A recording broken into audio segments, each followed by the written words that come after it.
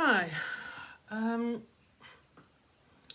this video is a letter to a man named Shea, Anton, Pensa.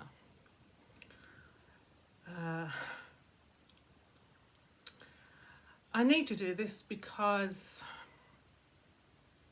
we were friends for a very long time and then he dumped me, I guess you could say, via a pathetic text rant, and ghosted me, blocked me, over something I didn't really do and I didn't deserve. He stole my voice, he stole my right of reply, my right to defend myself. We had been spending 2 years planning to move in together. I was going to give up everything to look after him because he has medical conditions. Basically, I was about to be his wife in many respects, but it was a platonic relationship. I didn't read a lot of the texts he sent me because they were so horrible for 3 weeks. And that was a year and a half ago. I think it was October 2018. I keep trying to do this video and it's just so incredibly hard.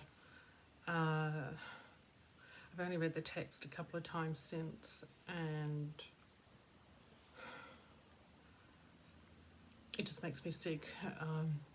It's made me cry. It's made me furious. And so I'm trying again to do this letter. I'm doing it by video because he's moved and I want him to see my face and hear my voice.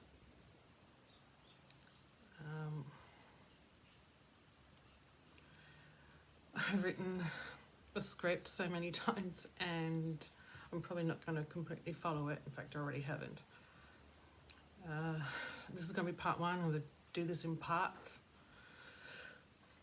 So I'm going to go over the text he sent me, my replies, and I'm going to have my say as much as I can remember to have. There's a lot I want to say and I'm never going to fit it all in these videos. I'll just end up forgetting stuff. Who I am doesn't matter. I'm nobody. Okay? I'm absolutely fucking nobody. I don't have a career. I don't have a huge circle of friends. I'm not known. You can't cancel me because I have nothing. I'm going to call you Shea. Shea always liked me to call me Anton because he said Shea gave him so much bad luck. But I got to tell you, Shea, you bring your own bad luck. It's got nothing to do with what name you use. Shea was a illustrator for DC, Marvel, etc. So you'll see his work on Sandman-Worlds and stuff like that. He was blacklisted from the entire industry and I'm going to come to that later on. He treats people badly and I'm going to come to that. And I'm going to say a lot of things he doesn't want me to say publicly. Fuck you, Shea. After what you did to me, fucking all bets are off. I don't owe you anything. I don't owe you respect. I don't owe you privacy. I can talk about whatever the fuck I like because you don't control me anymore.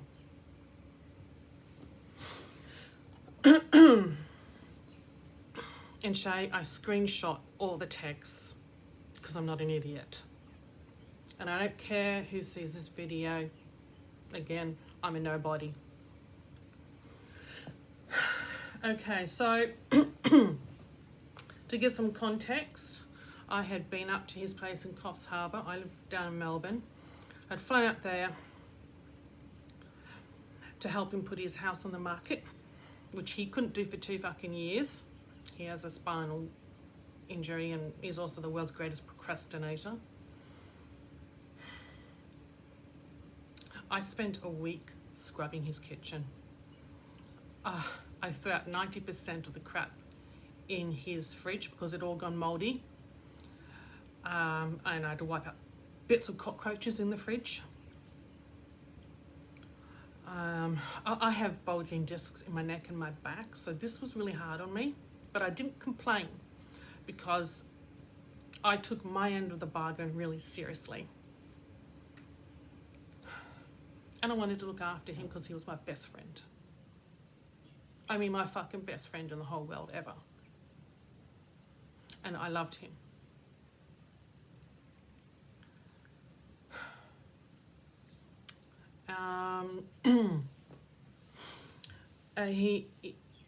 I was cleaned sewage that was covering the floor of his shower because a couple of weeks prior there had been a storm, some backlog or something had happened through the pipes, and he had sewage coming up into one of the bathrooms, and it had been there for 2 weeks, and I had to go in and start cleaning that. There were, I remember watching a TV in the lounge room and a rat ran across the floor. There were cockroaches, giant cockroaches everywhere. There was a beehive in the laundry. So I had to traipse all the way to a laundromat in town with 14 bags of fucking laundry that he didn't do any. I just did so much. I'm going to cover that later on as well. But after spending 2 weeks fixing his house, getting tradespeople, dealing with the real estate, dealing with everything, I dealt with everything. He didn't do anything. He paid the bills and that was it. The house was a dump and it needed a lot of work. So I was there for 2 weeks. My back was in agony. My neck was in agony. I hardly slept. I didn't complain.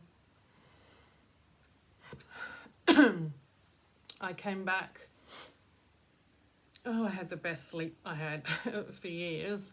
For the first few days I was back. Got a chest infection. A very bad one. To the point I couldn't talk. And I had serious brain fog, which is literally one of the side effects of chest infection. It's one of the symptoms, brain fog. So I couldn't think straight. A couple of days before, I'd had a falling out with a friend that had upset me very, very much. Unlike Shea, this friend and I sorted things out.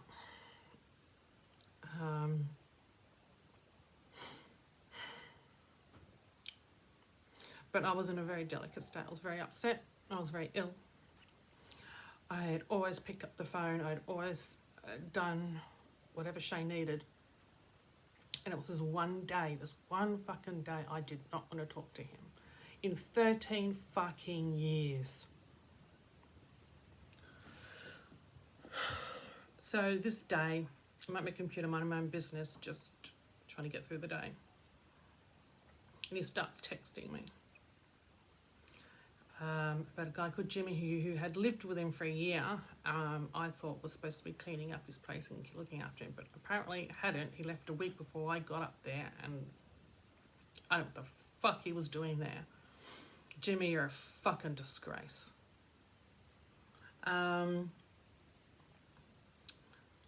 Shea's oven had broken down. Just to give you context, he had $500,000 in the bank account to spend on fixing the house.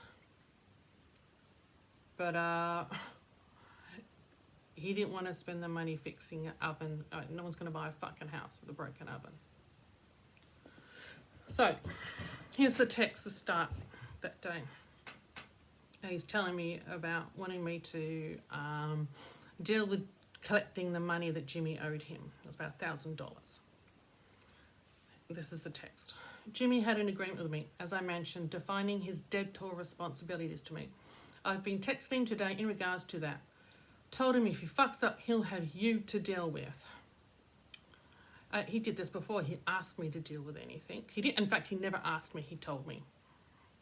All seems good for now, but despite how you might perceive me, I am merciless regarding this shit. Whatever. For folks like us, Sam Hain is very important. Sam Hain it's never been important to me. I'm not superstitious. Okay? I don't give a fuck about Halloween. I never have. So I don't know why you think it's important to me. It's important to you. But as I know a truckload of Gaelic stuff, I'd like us, in the new place, to celebrate Beltana as well. Whoever Beltana is, he seems to think I know who she is. It is equally important in the Gaelic calendar and allows for the manner of party you love to wish and host, of which he knows nothing about because he's never been to one of my parties. I've had 3 parties in the 13 years I've known him, and they were not wild. They were pretty sedate. Apologies of typos, you make them too after a hard day. Lol. This is what he does. He makes a mistake and then he needs to make you feel like you make a mistake too. This is out of nowhere. He does this all the fucking time. Me replying, if he hasn't done anything, then leave him alone. You just end up alienating people. Honestly, I was just not in the mood for this bullshit. It's nothing new the way Anton behaved like this. Shame. Here's a reply. Lol, this from you. How many people have blocked or banned you? Lol. At that point, I stopped reading because I thought, fuck you. Absolutely fuck you. What? Why go there? Right? Fucking everybody's been blocked and banned by people. You have, Shea. I know you have. Why bring that up? Again, you have to attack other people. You do it all the time. I stopped reading, so I didn't read the next part. But point well taken, however. Looking at the amount he owes me, I need that money for the oven you want. We talked about that. So financially, you have a vested interest in making sure Jimmy pays up. And people tend to get slack in repaying debts when the creditors move out of state. Apparently he was going to move out of state. He was very much saw Shea as a father figure, so I don't see him ripping him off, but I kind of hope he did in the end. So like you were great with the tradesman, thanks. I was. If Jimmy slacks, I'm sicking you on him. Laugh my ass off. Right, because now I'm your attack dog. By the way, Shea loved to demonise me to Jimmy. He absolutely loved, for the year that Jimmy lived there, made Jimmy afraid of me. And when I spoke to Jimmy a couple of times, he was terrified of me. It was embarrassing and I was really pissed off. And I told Shea that. I told him not to demonise me to people because he thinks it's fun. But he did it anyway and he didn't listen. Oven money will be the Jimmy money. It'll be in your hands if anything goes awry. Seriously, dude, you have $500,000, but you're not going to fix the oven until you get this $1,000 from Jimmy, and your house has just gone on the fucking market. My reply, Anton, what the fuck? Do you hear yourself? Stop being a dick. I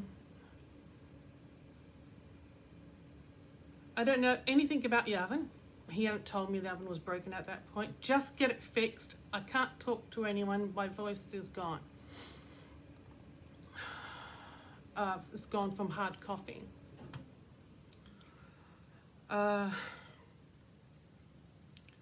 it gets really nasty after this. So I'm about to lose my 15 minutes. I'm going to press stop and then do part 2.